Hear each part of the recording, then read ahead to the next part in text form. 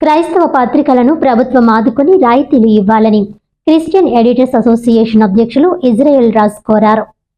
ఈ సందర్భంగా కాకినాడ రూరల్ మండలం సివైఎఫ్ ప్రాంతీయ కార్యాలయంలో పాత్రికేయ సమావేశంలో ఆయన మాట్లాడుతూ రాష్ట్రంలో దాదాపు 20 క్రైస్తవ వార్తా పత్రికలు పనిచేస్తున్నాయని, ఇవన్నీ భారత ప్రభుత్వంచే గుర్తించబడ్డాయని, దురదృష్టవశాత్తు కేంద్ర మరియు రాష్ట్ర ప్రభుత్వాలు క్రైస్తవ వార్తా పత్రికల సంక్షేమాన్ని నిర్లక్ష్యంగా వ్యవహరిస్తున్నాయని తెలిపారు. క్రైస్తవ వార్తా పత్రికలకు ప్రభుత్వ సబ్సిడీలు లేకపోవడం వల్ల తమ వార్తా పత్రికలను నిర్వహిస్తున్న సంపాదకులు తీవ్ర ఇబ్బందులు పడుతున్నారని ఆవేదన వ్యక్తం చేశారు.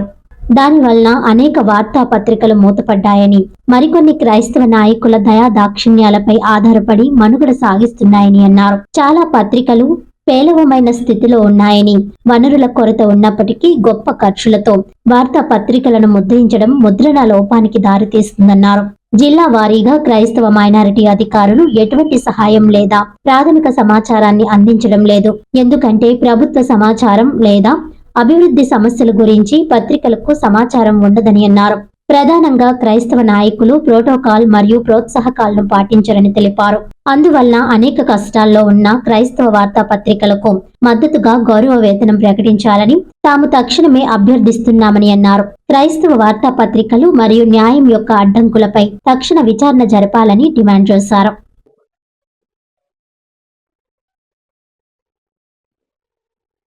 అందరికీ నమస్కారం. పత్రికా మిత్రులందరికీ కూడా నూతన సంవత్సర శుభాకాంక్షలు తెలియజేసుకుంటున్నాను. ముఖ్యంగా ఆంధ్రప్రదేశ్లో 20కి పైగా క్రైస్తవ పత్రికలు నడుస్తున్నాయి.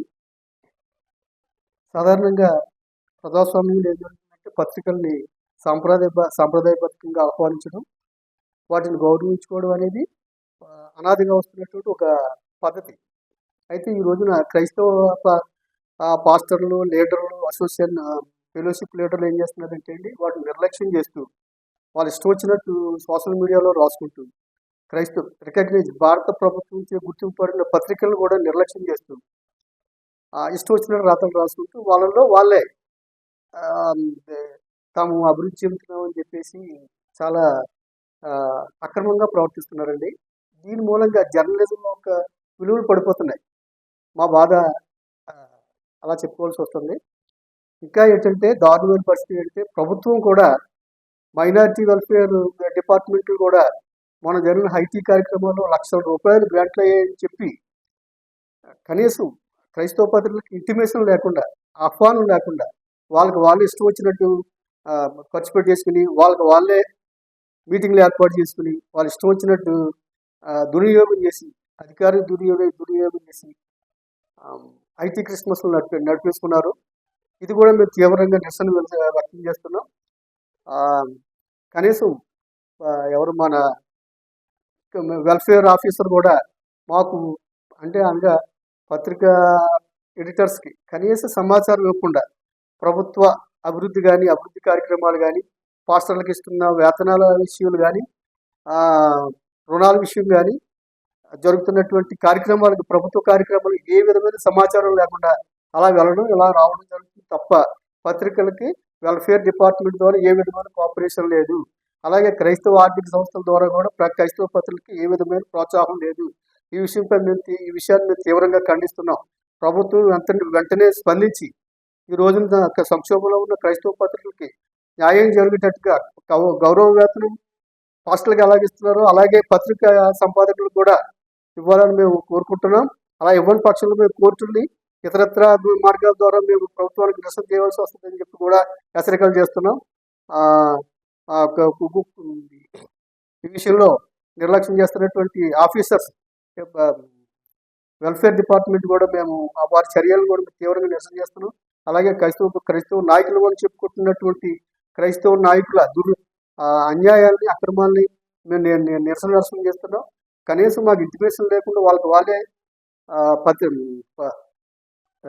పార్టీలు నిర్వహించుకోవడం, కార్యక్రమాలు చేసుకోవడం, సమాచారాన్ని గోప్యంగా ఉంచాల్సిన అవసరం ఎందుకు వచ్చిందని చెప్పేసి మేము ఈరోజు ప్రశ్నిస్తున్నాం.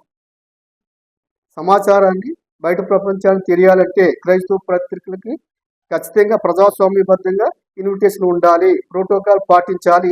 ఇది మా ప్రధాన డిమాండ్. వార్తలను ముఖ్యాంశాలు మరోసారి.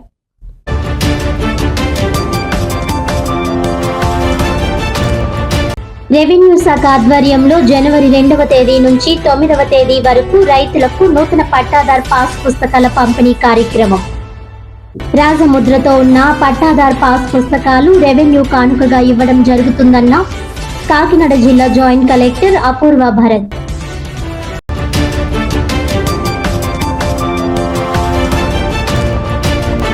క్రైస్తవ ఆధ్యాత్మిక పత్రికలను ప్రభుత్వం ఆదుకొని రాయితీలు కల్పించాలి. ప్రభుత్వాన్ని కోరిన క్రిస్టియన్ ఎడిటర్స్ అసోసియేషన్ అధ్యక్షులు ఇజ్రాయెల్ రాజు.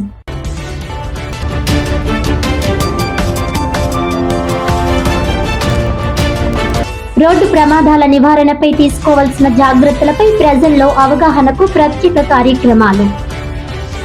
37వ జాతీయ రహదారి భద్రతా మాసోత్సవాలను ప్రారంభించిన కాకినాడ ఆర్టీఓ మురళీకృష్ణ.